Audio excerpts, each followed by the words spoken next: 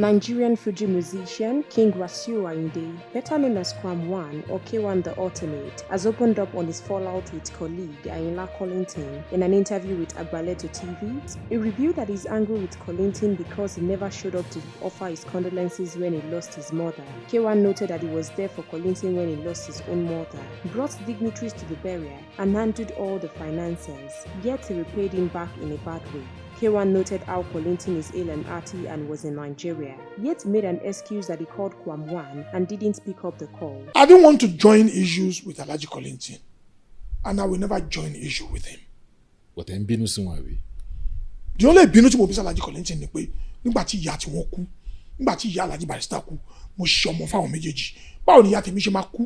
Tí Alhaji Kollington máa cite excuse tí kò genuine enough. Let's say this to the world. That's I won't pay me bago. For somebody that joined hand with you to give your mother a befitting burial. The whole world stands out. I move everybody that's movable. I move governor.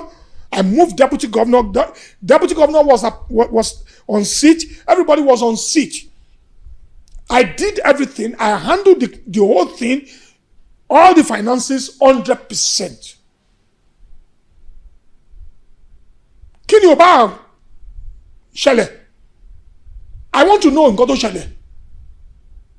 But kò sí nǹkan tó ṣẹlẹ̀ tó dàbí ohun tí mo ní mo sọ fún Alhaji Barrister pé àjọ ni o.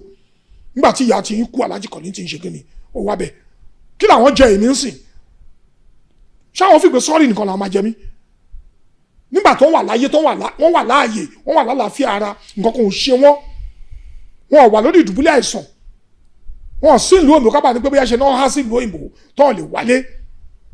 Let's call a spade a spade. Ṣọ́rọ̀ mi ò tó bínú ni. Mi ì dẹ̀ bínú mi ì sọ̀rọ̀ kankan ju pé mo kàn dákẹ́ náà ni.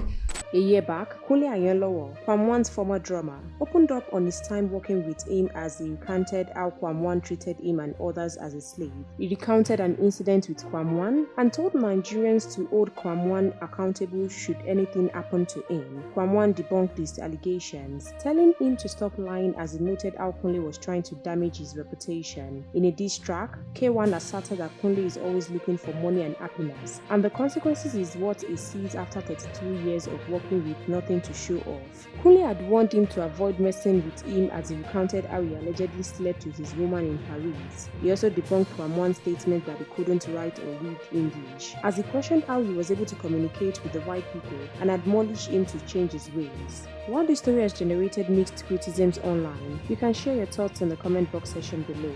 And please stay tuned to NaijaNews TV.